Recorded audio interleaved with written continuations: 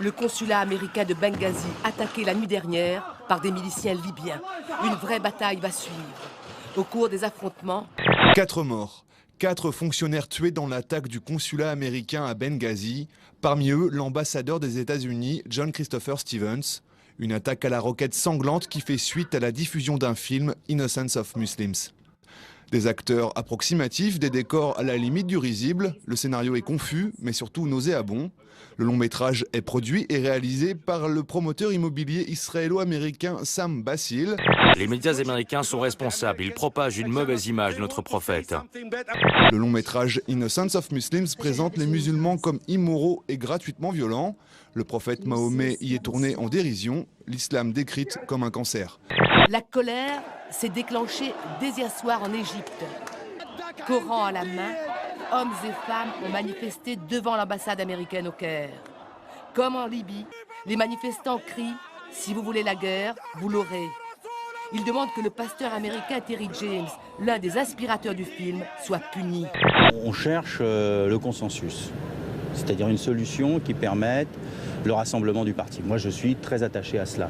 Le duel oppose Jean-Christophe Cambadélis à Harlem Désir. Martine Aubry a choisi Cambadélis, 1 parce qu'il l'a soutenu pendant les primaires et 2 pour garder une influence sur le parti. Mais François Hollande ne veut pas de cette influence. Il préfère donc que Harlem Désir, un proche, soit nommé premier secrétaire, tandis que de leur côté, les partisans de Benoît Hamon monnaient leur soutien en échange de postes clés. Les Hollandais ne veulent pas prendre le risque de fâcher Martine Aubry qui pourrait mettre le boxon, alors ils n'attaquent pas Cambadélis, mais reçoivent les soutiens de Delanoë, Valls, Moscovici, Rocard et Payon. Et même celui de DSK, non je rigole. Il aura donc fallu une nuit de discussion supplémentaire pour que la direction du PS parvienne à désigner le successeur de Martine Aubry. Sauf coup de théâtre de dernière minute, c'est Harlem Désir qui devrait devenir premier secrétaire, épaulé par Guillaume Bachelet et Olivier Faure, pour former ce que certains nomment déjà le triumvirat du Parti socialiste. Je pense que ça sera un très bon successeur, autrement on ne l'aurait pas choisi. Mais les militants doivent décider, donc nous attendons le vote. C'est une cooptation.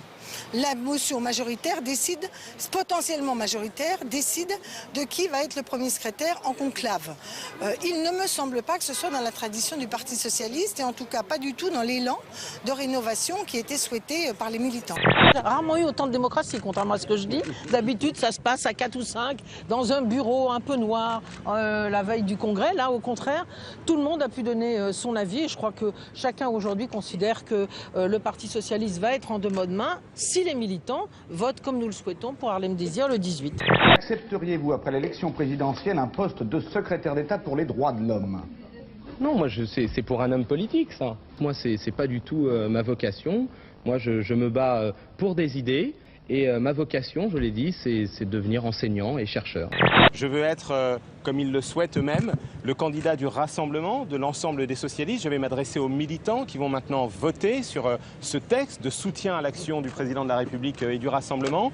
Et notre rassemblement, vous savez, il est d'autant plus nécessaire que nous avons connu les années passées, parfois des divisions. Aujourd'hui, c'est le message de l'unité et du rassemblement que nous voulons présenter aux Français.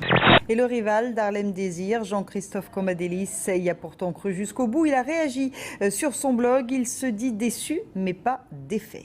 Au Parti socialiste, c'est un processus hallucinant. J'entendais parler sur une chaîne de l'élection d'Harlem Désir. Mais pourquoi c'est une élection? Enfin, comment c'est une élection? Ça s'appelle pas une élection, ça s'appelle une nomination nocturne. Dites-moi, entre le PS et l'UMP, franchement, moi je suis électeur, citoyen, je suis désespéré par mes partis politiques. Les deux grands partis politiques, franchement. Ségolène Royal, l'ex-candidate à la présidentielle, va déjeuner avec le président Hollande, qui est aussi, vous le savez bien sûr, son ex-compagnon. Mais il ne s'agit pas d'un tête-à-tête. Le chef de l'État reçoit en fait tous les présidents de région. Reste que de très nombreux photographes avaient fait le déplacement dans la cour de l'Élysée pour immortaliser la scène. Si nous unissons nos forces entre l'État et les territoires et les régions en particulier, eh bien on va être plus efficace ensemble, plus fort ensemble. François Hollande vous a dit un mot particulier? Mais il a dit un mot particulier à chacun, voilà, il n'y a pas de problème. Écoutez, voilà. Et en tant qu'ancienne candidate, être à l'Élysée, ça vous rappelle cette période de votre Voilà, vie? je vous ai tout dit. Hein.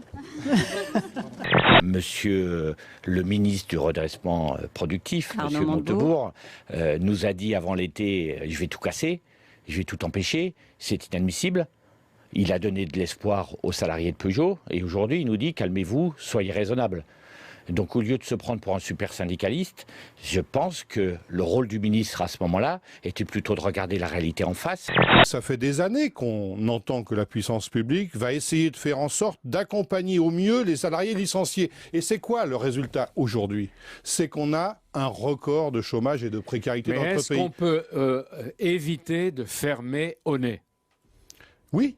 Le pouvoir politique ne peut pas se substituer complètement au chef d'entreprise. Vous savez, c'est l'histoire de Vilvoorde.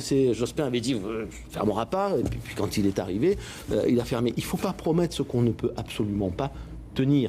Terrible accident sur une voie ferrée dans le Cantal hier après-midi. 2 ouvriers ont été tués, un autre est grièvement blessé. Ils effectuaient des travaux à Boisset sur la ligne Aurillac-Figeac lorsqu'ils ont été percutés par un wagon qui s'était détaché d'une rame 4 km plus loin. Regardez la nouvelle trouvaille de l'US Army. Il s'appelle Alpha Dog. Il peut transporter un robot chien. Bah oui, vous voyez bien, vous l'avez compris. Quoi de beau. C'est un drôle de chien, il est figuratif.